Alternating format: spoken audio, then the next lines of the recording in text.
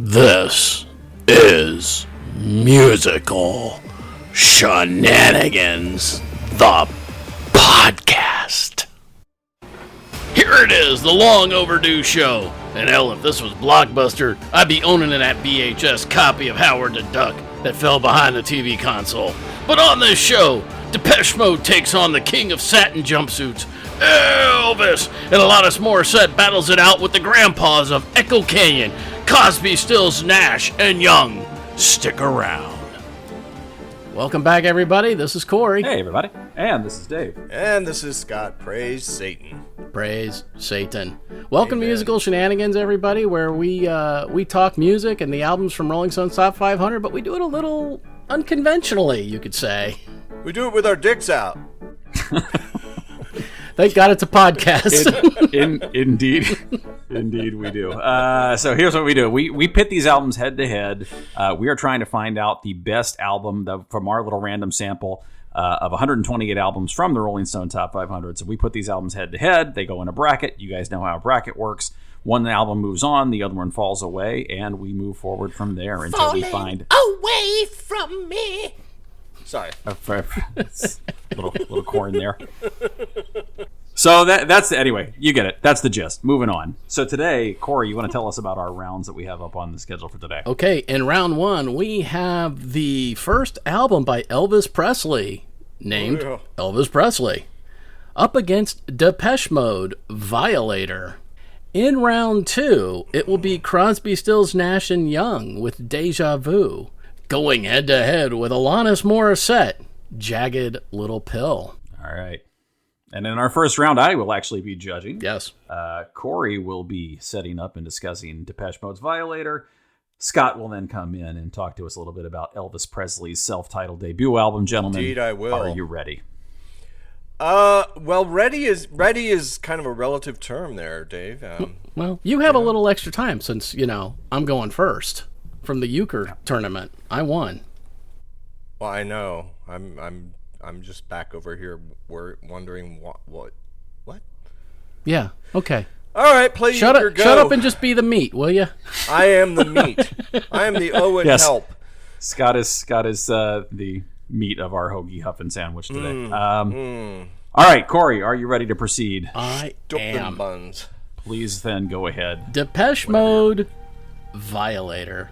In 1979, within the borough of Basildon in the county of Essex, England, Dave Gahan, Martin Gore, and Andy Fletcher were kicked out of the UK's equivalent of the AV Club after using a ham radio to play out scenes from Smokey and the Bandit. Outside of a love of Burt Reynolds, they were fans of Orchestral Maneuvers in the Dark, OMD, The Cure, Susie and the Banshees, Kraftwerk, The Human League, punk rock in general, and Gahan's parents' copy of Frank Sinatra and the 12 Psychic Oboists.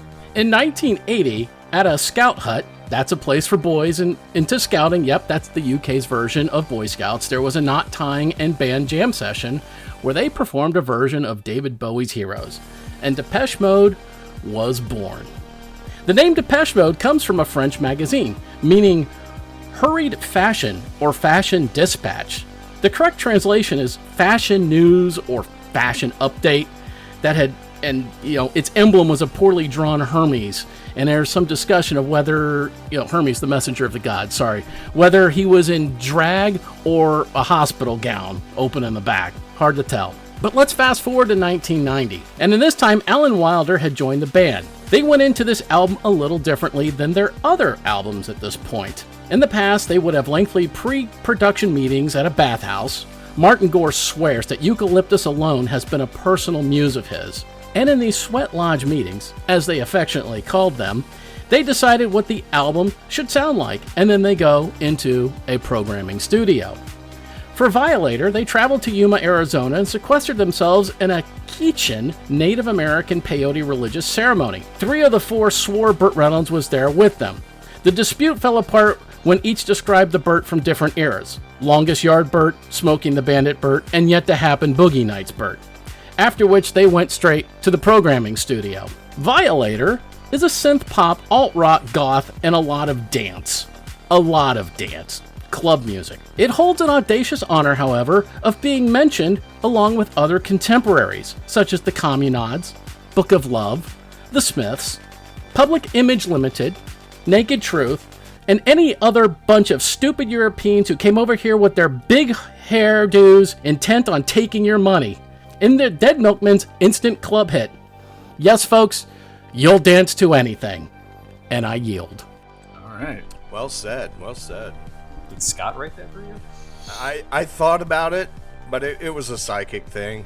He was channeling a little Frank there, so. Well, I kind of blend both of you. Put in a lot of facts, put in a little fiction. Well, and I was also partially distracted by Scott dancing in the background while you were delivering that too. That's why Scott's sort of. I just muted myself, man. I was like, I'm over here having my own little dance party in my head. Well, it's to your point, Cory. We'll dance to anything. Yes, exactly. We will. Even me. Even you. Even you. It's really kind of lame, but there it is. At my age, you learn to dance to just about any fucking thing. Everything wiggles and jiggles at this exactly, point. Might as well run with it. Right. Just make it all move, baby. Yeah. Keep it moving. Shake it for the camera. Yeah. She says the sensuousness of a Jell-O mold. Mm-hmm. Yes, it is. Yes, it is. Shake your Depeche Depeche maker or whatever. I don't know. Yeah, let's. There's a part of that sounds like a sex toy. No, Violator sounds like a sex toy. It does. Yes, it does. I've got the new Violator. It comes with an S&M feature, whip, beats, and humiliates. True. Well, they're British, so what do you want? Yeah. I mean. So, Cory, you said it. They really did actually. I mean, you kind of joked about it a little bit, but they really did sort of change up their writing style for this. That prior to this, they would kind of come in with a demo. One of them would come in with a demo that was pretty much largely finished. And then it was sort of straight into the studio to flesh out some of the details. This time, as you said, they kind of made this conscious effort to not sort of assume too much. And what I mean by that is they would get sort of the germ of an idea, get the very basics down, and then hand it over to the rest of the band to put their sort of interpretation on. And that's how they came up with a lot of new sounds, things that they had not been previously doing on this. And it really sort of changed their sound, including the introduction of a lot of live instrumentation, which they had not done very much of prior to that. I actually felt like there were real drums in the second song, Sweetest Perfection. There were some real drums on here. There were some electric guitars on here, which was sort of like apathy for people who had been Depeche Mode fans up to that point.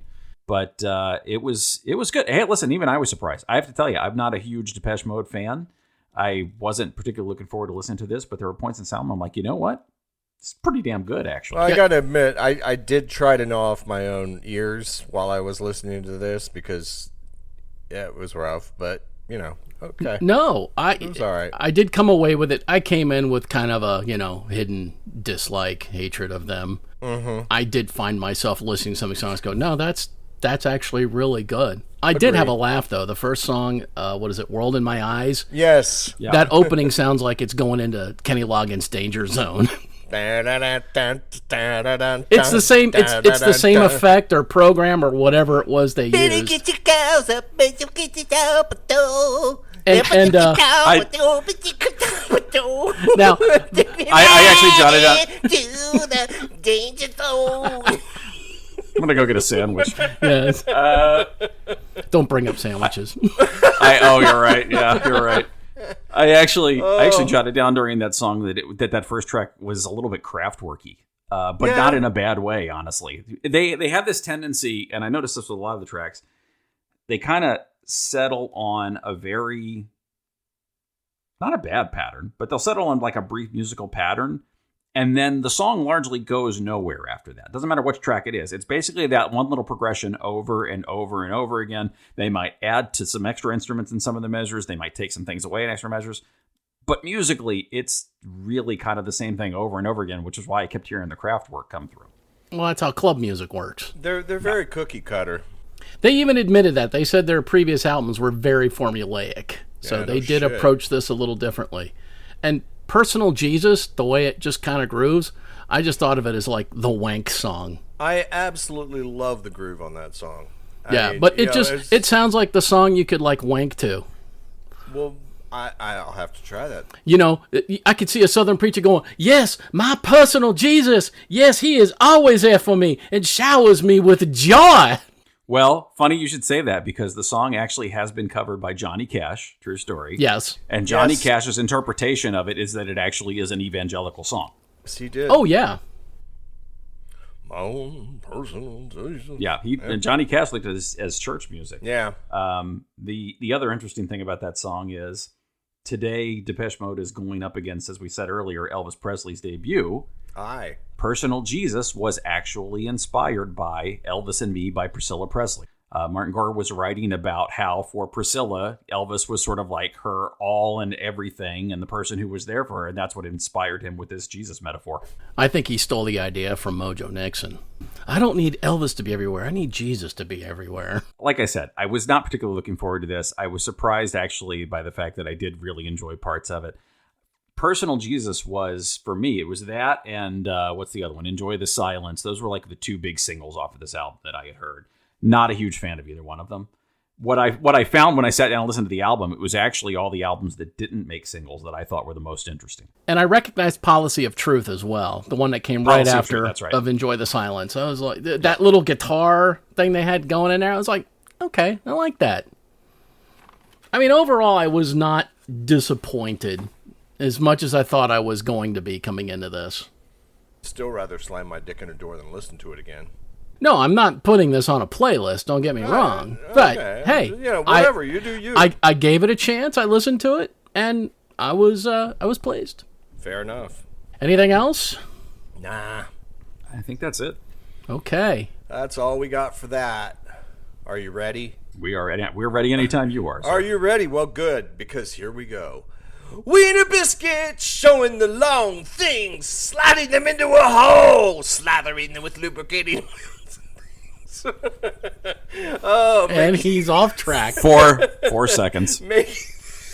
Go ahead. Get your breath. Center yourself. Move the cat off your lap. Start again. Making the chicken wings, buying the frantic springs, believe in the outer rings, bee stings in the penis, ooh, they sting, ooh.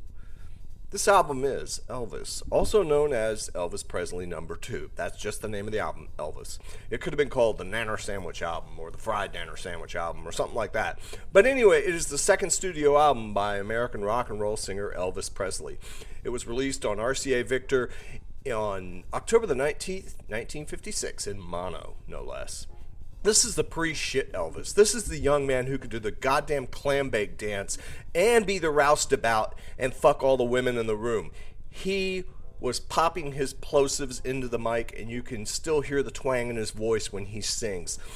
All this before he had the Vicodin and the crawler stuffed so far down his fat ass that all he could do was die on the bowl. Contrasted with the straining to shit Elvis, it's a long way to the bottom, as they say in Japan. Well, really, it is. This is the Elvis that people fell in love with. His covers of Long Tall Sally and Rip It Up, which is a Little Richard song, are truly great. He isn't quite sure of himself, but he sings these songs with an abandon that can only be done through misadventure. People perhaps don't realize that 99% of Elvis's shit isn't his own. He only was credited with a co-writing on one song on the whole collection. Most are just covers. Musically, it's solid, though. It's really solid as hell. It's great rockabilly, blues, and even some jazz riffs. Elvis may have become a joke by the time he reached Las Vegas, but he was a genuinely decent singer and player when he first started out, and this album proves that. And I yield. Elvis Presley, the king of rock and roll. We don't have rock and roll as we know it without Elvis. Yes, the music are from other artists that were not going to get the spotlight, mostly based on their pigmentation. But Elvis was the conduit for them, and was able to share their talents with the world. He was the token white boy. Well, and quite honestly, people thought he was black, Are you too. doing an opening statement, too? No, I just felt like I needed to say something. But After my PSA on warts. there are two pivotal moments in rock and roll history that many of the older musicians that in our top 500 mention. September 9th, 1956, Elvis appears on The Ed Sullivan Show. February 9th, 1964, The Beatles on The Ed Sullivan Show. Yep. I mean, they're not apples to apples, but Elvis, co-wrote, I counted like a number of like 7 songs total. You'll often hear people say you wouldn't have Elvis invented rock and roll, which is absolutely not true. No. He did not invent rock and roll. But he was certainly really the one who pushed it into the mainstream. This was the first rock album to ever make it to the top of the charts. This was the first rock album to ever sell 1 million copies. It really legitimized it as a genre. Absolutely. I think it also kind of carved out its own little niche. The start of that, because the album is really, really good, and it actually is. Like I was saying, you can still hear that Mississippi boy in his voice, and it's really kind of cool because it's not that fat lounge singer that you hear in the 70s. Viva Las Vegas. Gross. Yeah, Elvis really kind of became sort of a parody of himself towards the end. He did. But this was still Elvis in his prime. Absolutely. RCA Records had brought out his contract from Sun Records. They paid $35,000, which at the time was unheard of. That just to sort of modernize that in today's dollars, that would be over $400,000 to buy out his contract. They brought him into the studio with the intent of actually cutting an album. He had mostly just done singles up to this point. They immediately hit some problems, though, because Elvis had this thing. Anybody who saw Elvis in those early years, he moved around a lot. He's constantly shaking his hips, constantly dancing while he was singing, constantly running around the stage. RCA had this strict rule of they wanted to make sure the mics captured everything. So they literally, the first day, the engineer brings him to the studio and says, you stand on that painted X on the floor and you do not move. I don't care what happens. And, of course, that lasted about 30 seconds. He starts dancing all over the place. They tried to get him to stand still. He's like, you don't understand. I can't sing if I'm standing still. So they literally, knowing that they had an investment on their hands here to save, they actually literally rewired the entire studio to run mics everywhere so that no matter where he moved, they would always be able to pick him up. And kind of like what I said before with Big Star, Season 2, Episode 5, this artist led you to other artists. I've Got a Woman. Oh, yep. Who did that? That was Ray Charles.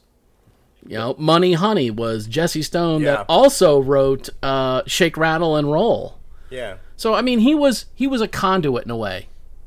Absolutely. Oh, the album opens with a Little Richard song, which is, fantastic. Now, the album opens, so here's an interesting little fun fact. The album opens depending on which version you have. True.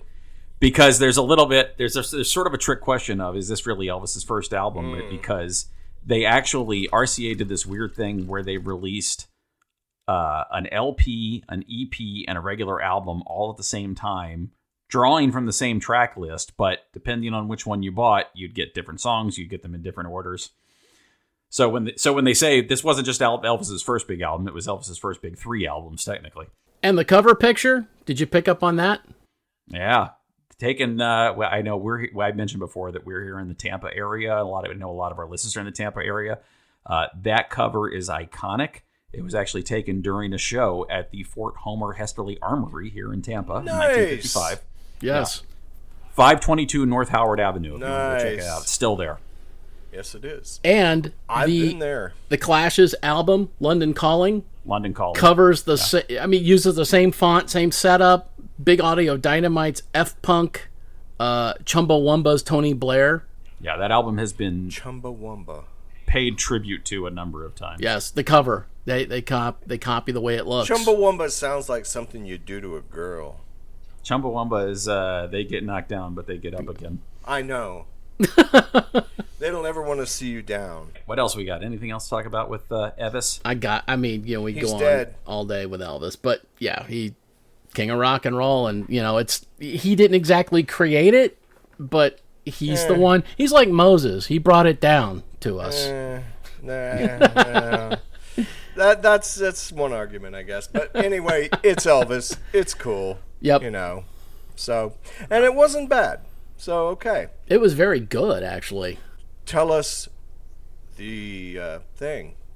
Well, we'll take a quick break. I will give this some deliberation and come back and deliver my verdict. I'm going to dance over here, baby. Yeah. Fry me some nanners. Get me a Gillis sandwich. Your big old donut. I'm going to put it around my dick. You've been playing ring toss with Priscilla. Yeah, that's not Boston cream. Musical shenanigans! Do you like the music, lad? Do you like podcasts? Do you like expert analysis of music on podcasts? Well, hey, 2 out of 3 ain't bad. And here it is, Musical Shenanigans. Find us on your favorite podcast platform. So far, we've bribed Apple, Amazon, and iHeart, to name a few. And we have compromising pictures of the others. Also, find us on Twitter at M_Shenanigan. Because Kanye follows us. Okay, maybe he doesn't. All right, and we're back. All right, look, here's the reality. I don't really love either of these albums, but in both cases, I can appreciate what they sort of were musically, right? In both cases, they were really breaking new ground for their time. In both cases, frankly, I don't think either of them has aged particularly well. It's a little hard to sit down and listen to this Elvis album in 2022 and really appreciate it for what it is. Kind of the same with Depeche Mode. For me, what really set them apart, though, was the songwriting. But that's tricky, too, because music is always evolving, and so you can't just compare 1956 songwriting to 1990s songwriting. Instead, I was looking at the songwriting against the larger backdrop of the era, and you guys both said it earlier. Elvis was really taking a lot of existing songs that other artists had come up with, and granted, he was giving them new life and new interpretation, but he wasn't really doing anything to push songwriting forward himself. At this stage of his career, he's basically a cover act. Compare that against Depeche Mode, and as we talked about, they had this very methodical, very focused approach to try to push the songwriting as much as they could. And that result led to a lot of experimentation, a lot of innovation. And so you get these arrangements and instrumentations that are pretty much totally new at the time. So if I had to draw a line here, for me, that was it. And I got to go with Violator, Depeche Mode. Fuck. That's it, I quit. God damn it. Hey, it's his pick. He's the judge, so I'm that just gonna concludes stop. round 1, ladies and gentlemen. Bye.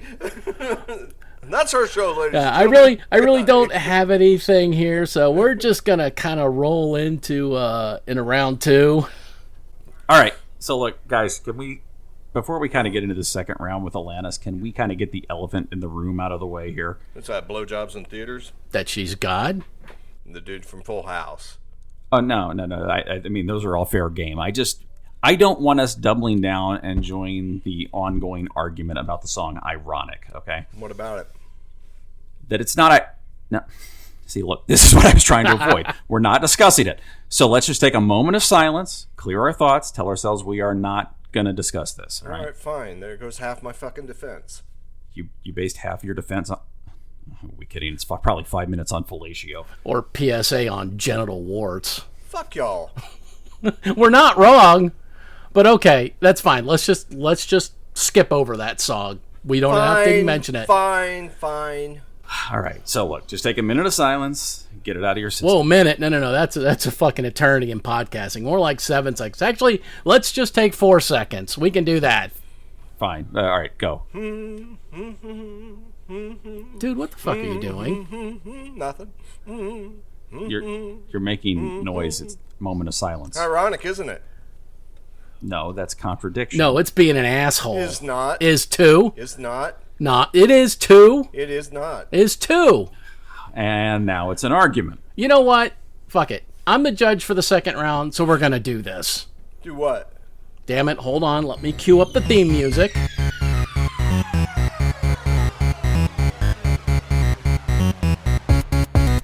And now it's time for your favorite mid-show game in mind. Irony, contradiction, or just shit luck. Okay, so you're going to just drag this out after all. Yeah. And here is how it will be done. I will read you a line, and you will tell me if it is irony, contradiction, or shit luck. You ready? Do we have a choice? Again, half my fucking defense. Please, dude. Please. Yeah. Okay, so welcome to Irony, Contradiction, or Shit Luck. Those are your 3 choices. So here we go. Number 1. A traffic jam when you're already late. No, that's just shit luck. Correct. Yeah, that's just dumb Shit luck. A window washer with a fear of heights. What? A window washer with a fear of heights. That's actually irony. That's irony, yes. Yeah, I guess so. Okay, the bar opens at 9 p.m. Happy hour starts at 8 p.m. That's a contradiction. Yes. You can feel the punishment, but you can't commit the sin. That's Howard Jones. Yes, that is Howard Jones. No one ever is to blame. And that is... Oh, sorry. You can feel the punishment, but you can't commit the sin. Well, that's just shit luck, technically. It is, but it's also irony. It's a little irony. It's like 10,000 spoons and all you need is a knife. That's irony. No, that's shit luck. No, that's irony. 'Cause you need a knife, but you got a spoon. That's all they got is fucking spoons. So that's ironic. All right, we can... Isn't it? Isn't it? Isn't it? A little too ironic. Yeah, I really do think. I had the largest crowd ever at my inauguration.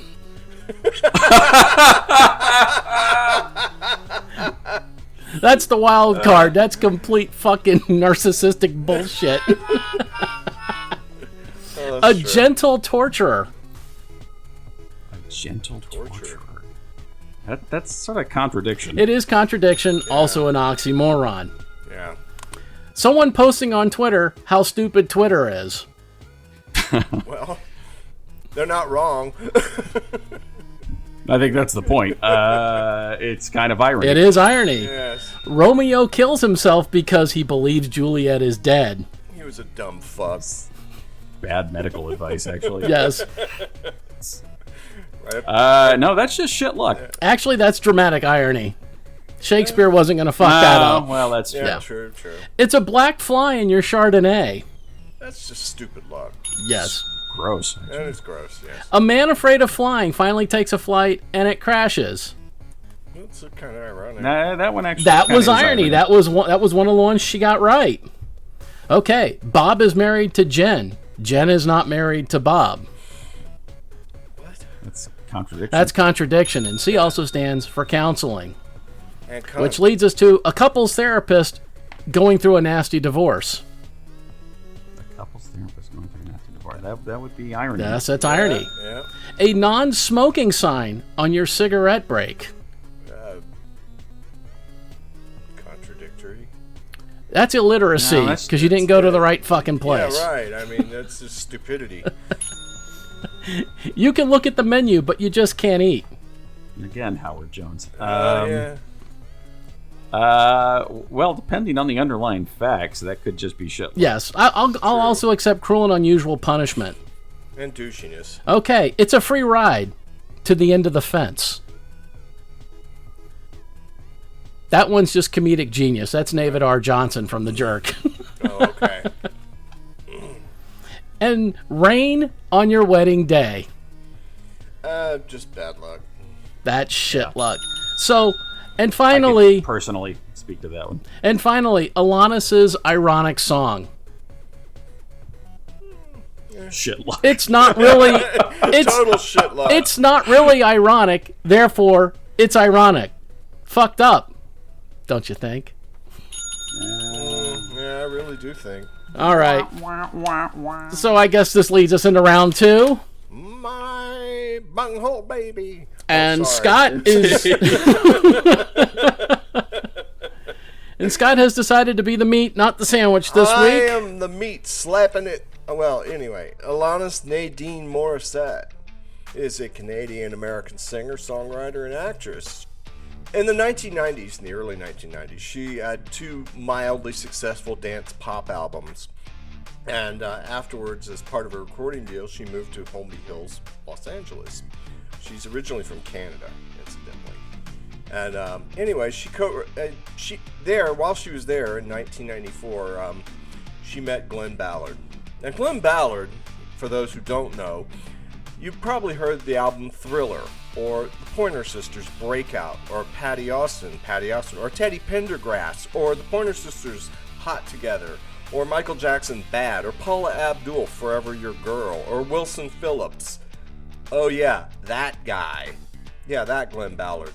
Well, in 1994 he met Alanis, and he claims the connection was instant, and they started writing, and they wrote Jagged Little Pill in his studio. and she didn't seem too terribly concerned with making a mint off the album, and instead just wrote authentic, real songs from the heart with him. And Wow, Jagged Little Pill was released by Maverick Records, owned by Madonna, incidentally, at that time, in 1995. And the album was expected only to sell enough for Morissette to make a follow-up, but the situation changed rather quickly when one of the local radio stations in LA, KROQ, picked up You Ought to Know, the lead single, which featured Dave Navarro and Flea. The song instantly garnered attention for its scathing, explicit lyrics, and subsequent music video went into heavy rotation on MTV, back when they actually played music, and Much Music in Canada. And the song rapidly ascended to the Billboard Modern Rock charts at number 1 for like 5 weeks, the most ever for a female artist to that date. Soon after, the U.S. Top 40 and rock album stations began playing the song, and it reached number 7 and number 3 in the mainstream Top 40 and rock album charts, respectively. And as a result, that whole album got a lot of love. It had some really heavy players on it. It had, like I said, Dave Navarro, Flea. It even featured Ben Tench from Tom Petty and the Heartbreakers on 6 of the tracks. And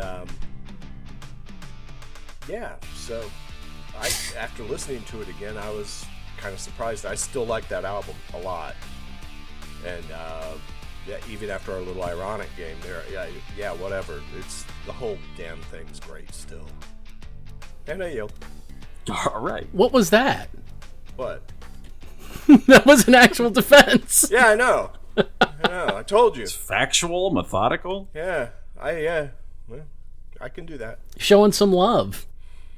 I do love that album. It's one of those albums that I actually really, really love. It is very good. And you bring up You Ought to Know, and I think the funny thing about that is there's a list of potential protagonists here. You've got Dave Coulier, the guy from Full House. You've got Mike Peluso, a hockey player, New Jersey Devils. You've got Matt LeBlanc, the guy from Friends, and Leslie Howe, the musician and producer from her first 2 albums, that have all said they think the song's probably about them. So, Alanis, Maury needs to swab your molars for a test. Wait a minute. Dave Coulier? Really? I actually had always thought that it was Dave. That this wasn't even open to debate, that it was Dave. There's other people that have come forward and said, yeah, it could have been me. I think they all just want their 15 Really? minutes of fame. Yeah, for being an asshole. I did not know that he was the douche. Well, it's speculated. It's always been speculative. Allegedly. It's kind of like Carly Simon's You're So Vain. Ah, Yes. yes. We still don't know that protagonist. We have our guesses, We but assume that she's it's- not let that out. I Yeah. think Alanis was just following in those footsteps. So, well done. She did well. Yes. This album spoke to a lot of women at the time, and it still does. I know. You know what to say, and other songs on it like Hand in Pocket, and just Which I hate that song. yeah, honestly. well, still a good suit. This is it is a very good album. I'm not taking that away, but there is some. It was written by a 19-year-old, Yep. Alanis, Yep. and it is very, very good for an album written by a 19-year-old. Absolutely. There's a couple of moments like Hand in Pocket where you listen to like oh yeah, this is still a 19-year-old kid though. Yeah. Oh sure. It's the very first time I heard Hand in Pocket, my thought was this is the sound of somebody who's trying to sound like deep and meaningful, and in reality it just doesn't on this song. It's like that horrible harmonica. It's like, oh, for God's sake, stop doing that, Alanis. Just you suck at it, okay? Because Did she play that harmonica? she plays the harmonica on the album. Oh, I didn't realize that actually. Yeah, you're not going to exactly be hitting home with your life philosophy at 19 years of age. No, you're really not. No. And her later albums, especially ones like So-Called Chaos Theory, and I think they're much better stylistically, musically, everything. Well, like everybody, she matured a little Yeah. as she got older. Absolutely. And that's understandable. She was part of. You mentioned that she was sort of very inspirational for a lot of women. Oh yeah. And especially embracing a lot of anger about a lot of different topics that young women were dealing with. It's funny, I came across an article written by a woman on Jezebel, which is primarily a website of women writing for women. Yep. And she was talking about finding Jagged Little Pill on vinyl and ordering it on vinyl because she wanted to hear the vinyl sound. Because she had loved it when she was in middle school. It really spoke to her. It spoke to these pressures to look beautiful, these pressures to be perfect, these pressures of not feeling good enough. And the album arrives and she's ecstatic and she puts it on and she makes it about 2 tracks and she's like, wow, this is not very good. because it didn't really, it's one of these things that like it was great in the moment, but it doesn't really hold up in 2022 quite as much. It had a lot going for it in 1995. But it was groundbreaking at that time. Exactly. A lot, and even a lot of the stuff she was singing about. I mean, now since Alanis, and frankly, probably to some degree because of Alanis, you've had the Me Too movement. Sure. You've had a lot more sensitivity about the way women get treated in society, and so now you listen to this, and it's sort of like, you know, Tuesday. Play school's my first militant feminism. Right. They have no problem with saying go down on somebody in a theater these days. Right. Exactly. But at that time, it did bring out some others. I mean, you did. Yeah, I'm not taking that. I am absolutely not taking that away from him. The first song I think of is "Bitch" by Meredith Brooks. Oh yeah. Like these women were just coming out and going, you know what? Fuck you. I'm gonna do things my way. I'm gonna be me. I'm gonna be openly sexual. I mean, this goes back to when we talked about Beyonce. Yeah. And I sent you all that clip of Beyonce doing a part of this song. Yeah. And holy shit. She Slash should have used her instead of Fergie to do that Dangerous Beauty or whatever the name of that song is. It's really good, but I didn't know Beyonce could just fucking belt like that. That's impressive. It was very impressive. I'm like, someone needs to get her a rock album. It'd be cool. Well, you know what I don't want to hear? I don't want to hear Dolly do a rock album. And I'm glad Dolly turned down the nomination for the Rock Hall. I thought that was good of her. I will say this, though. Dolly has inspired many rock artists. That's why they had her there. She didn't do a rock album, yes. But there are a lot of female singers that will go, oh, I was inspired by Dolly. But I'm still glad she turned it down because she is not a rock artist. No. And that's legit. It's like, as long as they put Pat Benatar in there, it's because she's way overdue. That woman really deserves to be there. God, yeah, a long time ago. Yeah. Now, did you know there's a Jagged Little Pill Broadway show? Yes. Well, there was. Yes, there was. There was a Jagged Little Pill Broadway show. I got the synopsis of it. It closed in the midst of the pandemic, but it did run for a couple of years. Yeah. Based on Alanis' music, the musical revolves around the Healy family. Meet Steve Healy, his wife MJ, daughter Frankie, and their boy Nick. Wow. Healys look like your usual Connecticut suburban picture-perfect family, but where would the fun be? Following a car accident, MJ battles with an impending addiction to opiates, performing fellatio in movie houses to fund her pill need, and she is also dealing with past traumas that she has not yet resolved. Steve stands by and watches his wife's transgression and has secretly been filming her sexual rendezvous and selling them to internet porn sites. Meanwhile, their daughter Frankie is trying to find her own voice, discovering her sexuality, and shows the high school chess club what a real queen's gambit is. Did I write this? Nick tries to deal. No. You know who wrote this, and this will suddenly make a lot of sense. This was written. The musical was written by Diablo Cody, who also wrote Juno. Yeah, okay. And Nick is trying to deal with the pressures from his parents and hoping none of his classmates recognize his mom on the porn sites and discover who he is after reading Kierkegaard. According to StageAgent.com, Jagged Little Pill presents a vivid, messy, and chaotic portrayal of a modern-day family who deal with their pain and try to heal. After reading Kierkegaard, wow. Yeah. That's a kind of a stretch, but all right. Yeah. So like I said, the musical did Cody, close. You rock. Yeah. Oh, she does. She totally does. So like I said, the musical closed during the pandemic. However, you can still get a taste of it because actually, probably right around the time this episode comes out, April 26th, they are releasing a novelization of the music. Oh, praise Satan! All right. So you can read the play that was based on that. Little Will Pill. be fun. How is it we're choosing these albums at like synchronous times that other things are happening about them. Satan moves in mysterious ways. Because the other synchrony here is, you mentioned Dave Navarro and Flea, but what you didn't mention is that when Alanis was on tour, her touring drummer was the late, great Taylor Hawkins, who just passed away a few weeks ago. Yes. It was a week ago now. Yeah, I actually didn't mention that. I meant to. But yeah, Taylor was well known for playing with Alanis. In fact, he left playing with her to join Foo. So yeah. So he was her touring drummer. On that same tour, her opening act, to show you how big Alanis was at the time, her opening act was Radiohead. Yeah. And apparently, according to stories, they were kind of dicks the entire time. They spent most of their sound checks just working out material for OK Computer. Which, and basically, Radiohead would not socialize with Alanis and her band at all. The only one they really engaged with, for some reason, they really liked Taylor. Because Taylor used to, among other things, poke fun at Tom York by pronouncing his name, wait for it, Taham Yorkie. Yes! See, I don't make shit up. Oh, that's awesome. That is awesome.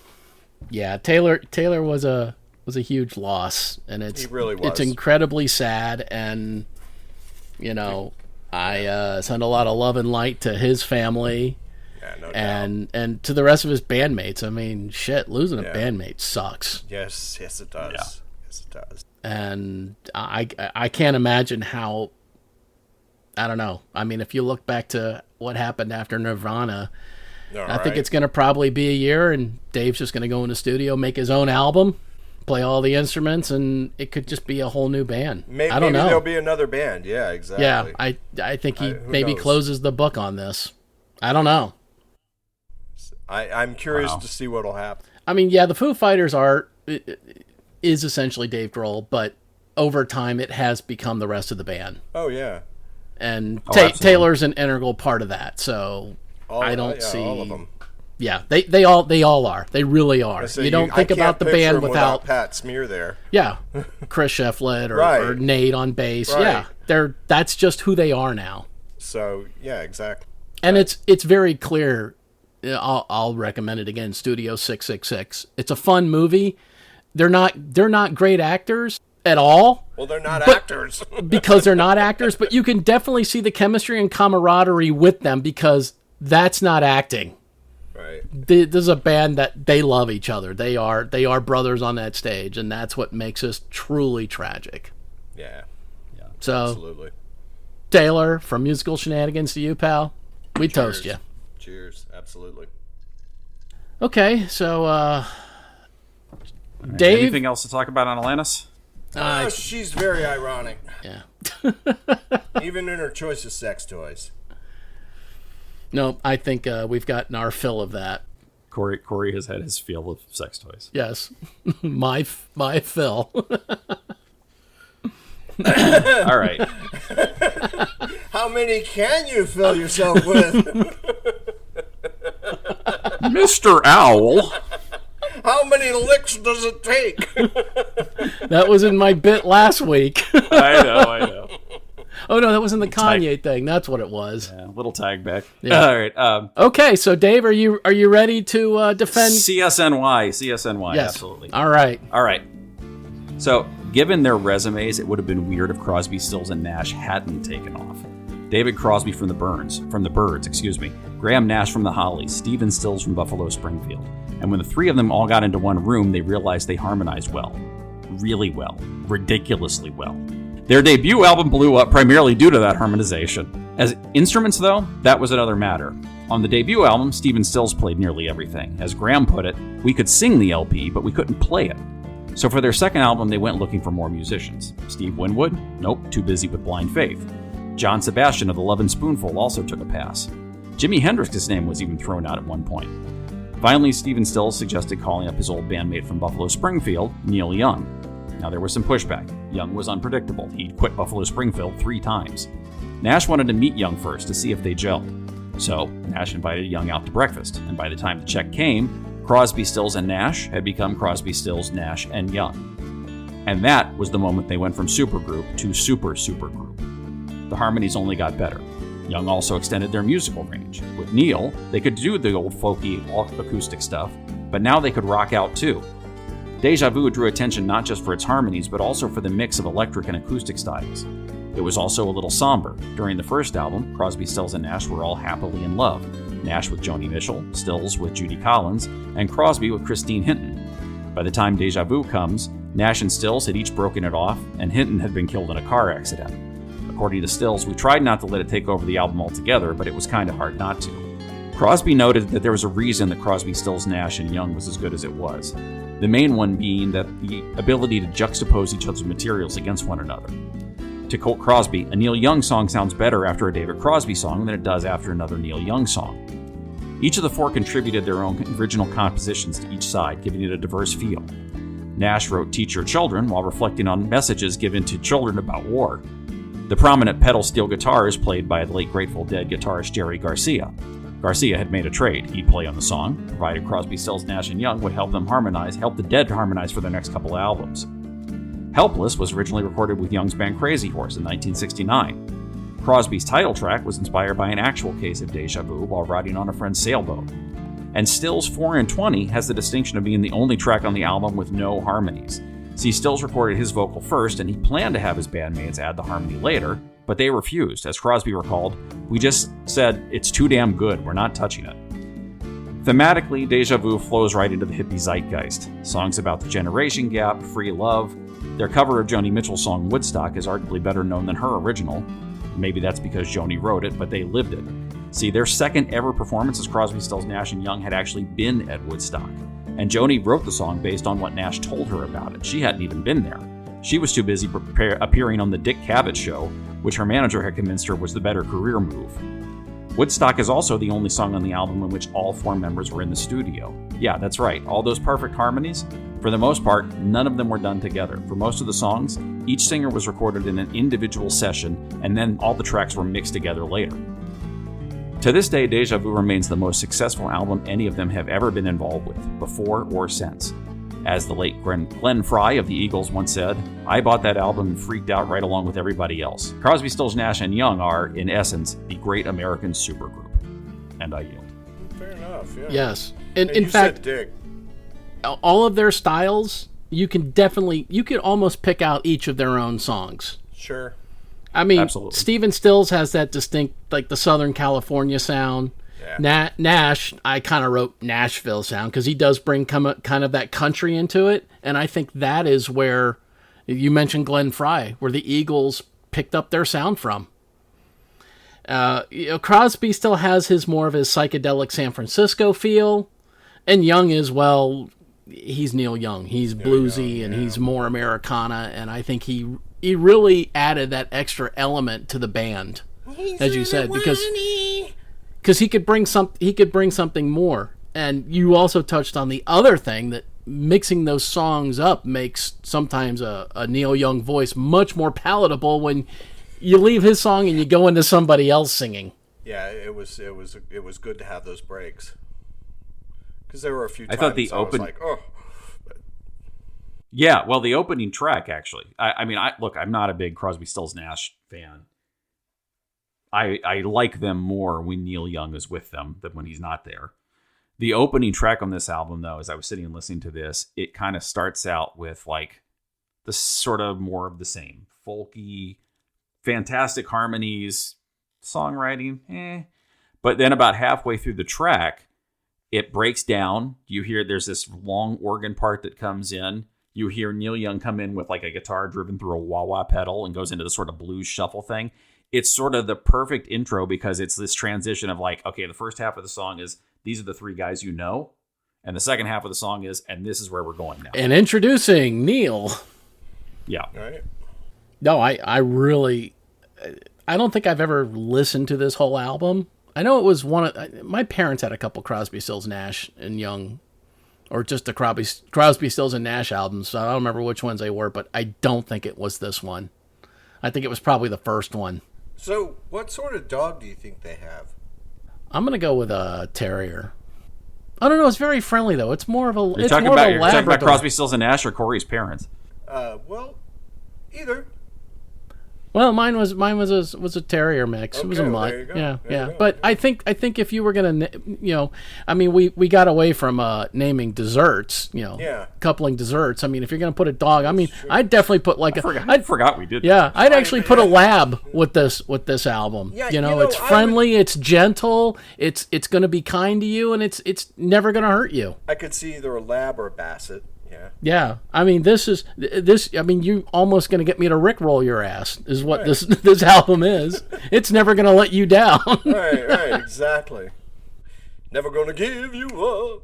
There are ups and downs in this album. Again, I was never a fan of the original Crosby, Stills, and Nash, and every once in a while they kind of drift back into that. Especially, Our House is a very, very, very fine house. If I never hear that fucking In song the again, middle it'd be of too the soon. street, our house. Yeah. The kind you like to feature meat. No, wrong song. In the middle. No, wait, that's Madness. Sorry. It's this. I to this day I don't understand why that song is so popular. I mean, at the time, so this was when Graham Nash was living with Joni Mitchell. It's literally like the day they were having. They had gone out that day and had brunch, and they had stopped off at this store, and she had bought a vase, and they came back and they lit a fire. He's literally at the piano just describing their day. We went outside, yeah. I had pants on. That's pretty much it. I remember my shoes. That's pretty much it. Fucking dirty hippies. But I'm not. Interestingly, I'm not alone because Graham Nash has said that he was bored with that song the day after he wrote it. Yeah, no kidding. And he hates playing it. Yeah, he hates playing it. He doesn't know why it's popular either. Go figure. And then while I was reading, I was reminded that in the 80s. In the 80s, Our House was used as a jingle for Eckridge Smoked Sausage. No kidding. Oh. Wow. Yeah, Eckridge Smoked Sausage. They also used it in some Sears Kenmore appliance commercials for a while. This is the point where I feel Why? like music should not be reappropriated for commercials. No. Bring back the admin that write jingles. Yes. Make up your own shit. Stop using known material. I mean, of course, that'll lead me into Part of me agrees with you, and part of me says if I ever write a song and somebody wants to cut me a huge check to use it in a commercial, I'm cashing that fucker. I'll be No, like, yes, that is please true. do it. Please do it. If you want to use tentacle rape in a song, in a commercial, I'm good with that.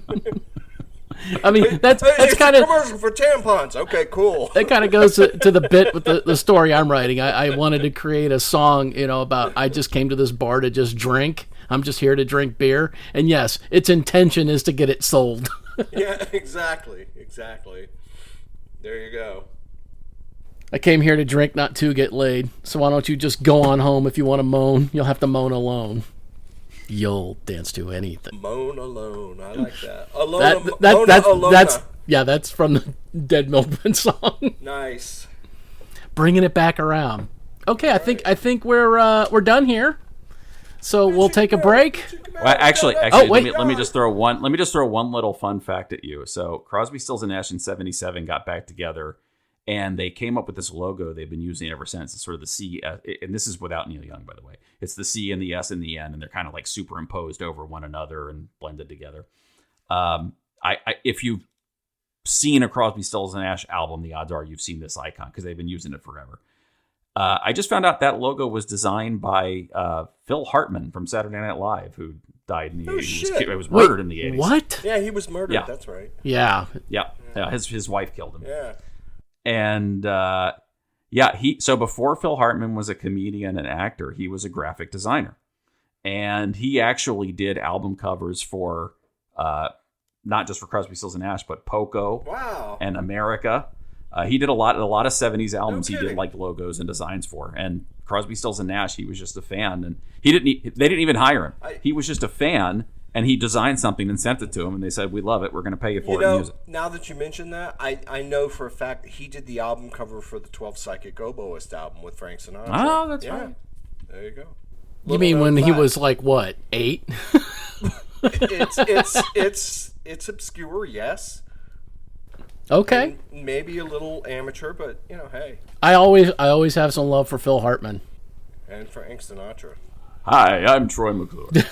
You might remember me from such podcasts as this one. All right, we're going to take a break here, and we'll be not back talk about with my anal verdict. Are you ready to shenanigans? Shenanigan. Dude, is that even a thing? The Musical Shenanigans Podcast, where all that glitters are only the refused dollar bills from the stripper I recognized at Trader Joe's. We know and appreciate that Musical Shenanigans is your 11th favorite podcast. But please, take a moment to subscribe and be sure to never miss out on the action. Check us out and follow us on Twitter at @M_shenanigan. Don't forget to change your undies and call your mom to get mine back from her. And now back to the show. All right, and we are back. Very exciting. This was not an easy decision. Alanis is a solid album, start to finish. Some of its lyrics are a little weak. Some of them were groundbreaking, and it opened the door for a lot of other women to have that, not really the openness, but kind of the bravado. And I think we've discussed this as Chrissie Hynde had that. She brought some of that bravado, and I think it picked up more and more from there. Chrissie Hynde wasn't exactly as explicit, but she could be subtle and get you there. Crosby, Stills, Nash, and Young. This is an album that has inspired so many artists. If you ever watch Echoes in the Canyon, it's on Netflix. All the other artists that came out of Southern California and all the other acts that came after that in Southern Cal. You look at, the Eagles, for one. Dave mentioned Glenn Frey. We brought him up again. This is one of those albums that 50 years later, I can still see inspiring other acts. The songwriting's not great, but the harmonies are great. The song structures. Neil Young, as we've said, he's great. He's hard to listen to, but musician-wise and lyrically, he's absolutely phenomenal. So, at the end of the day, I'm going to have to go with Crosby, Stills, Nash, and Young. For fuck's sake. Jesus. I'd rather bash my balls with a brick. But dude, you put your balls through a lot of beating. It's a lot of self-abuse over here. There's a lot of it. There is a bit of self-abuse. I love the Alanis album. I do. And it is one I will put on. And it is just, it kind of lost its... Without that, though, there wouldn't have been a lot of later acts. It would have taken longer. But maybe. The Crosby, Stills album, whatever. I respectfully disagree with your assertion, sir. Yeah, and that's fine. I didn't like Elvis. Gouge out your fucking eyes! Gouge away. We refer you back to another episode. Where Pixies. We discuss gouging. All right, well, that wraps us up for the week. It does. So, Okay, so actually, before we wrap up, we do have a couple of important announcements to pass along. So, first of all, as you guys know, we don't just come in here and debate these albums for our health. There is a larger objective at stake here. We started doing this because when Rolling Stone came out with their list of 500 greatest albums of all time, we wanted to put it to the test. So these little heads-to-heads aren't just for fun, they're for science. We're not just debating albums, we are creating a ranking of our own. We took 128 albums from Rolling Stone's list at random, matched them up at random, and when an album gets eliminated, that determines its ranking. So for example, our very first head-to-head featured The Clash's debut album against Blonde by Frank Ocean. The Clash won, Frank Ocean lost, so Frank Ocean became number 128 on our list. Same episode, we pitted the band's music from Big Pink against The Who's Who's Next. Big Pink lost, Big Pink became 127. You get the idea. now I can already hear some of you. Wait a minute, that's not fair. If music from Big Pink was up against a differently randomly chosen album, it might have won, and then it would have ranked higher. Well, you're right. But look, this is a bracket, folks. Winning at this stage doesn't mean a ton, because you're still going to have to go up against other winning albums in a later round. So if an album can't carry its weight in round 1, it probably didn't have much of a chance in round 2, or round 3, or any subsequent round from there. But wait a minute, you're only doing 128 albums? The Rolling Stone list is 500. You could be leaving really good albums out completely. Well, again, you're right. But bear in mind, 128 out of 500 is still over a quarter of the entire list. And the fact that we're choosing these things at random means that statistically speaking, we're getting a pretty broad representation of the list as a whole. But wait a minute, you say, once again. There are still better ways to do this, to which we say, of course there is. And you should totally prove your point by running along and doing your own podcast. This is our show, not yours. This is the way we decided to do it. And if it still bothers you, well, repeat to yourself. It's just a show. I should really just relax. Okay, so now, if we can get back to why we were bringing all this shit up. As of today's show, we are now officially halfway through our list of 128 albums. So we thought it might be a good time to take a breath. Okay, and not choke. And anyway, and let you know where the rankings stand so far. As Dave mentioned already, Frank Ocean's Blonde came in at 128, and the band's Music from Big Pink clocked in at 127. Here's where we're at with the rest. Coming in at number 126, we have more songs about buildings and food by the Talking Heads. At 125, it's Mr. Tambourine Man by the Byrds. Kate Bush's Hounds of Love is next at 124, followed by Odessi and Oracle by the Zombies at 123.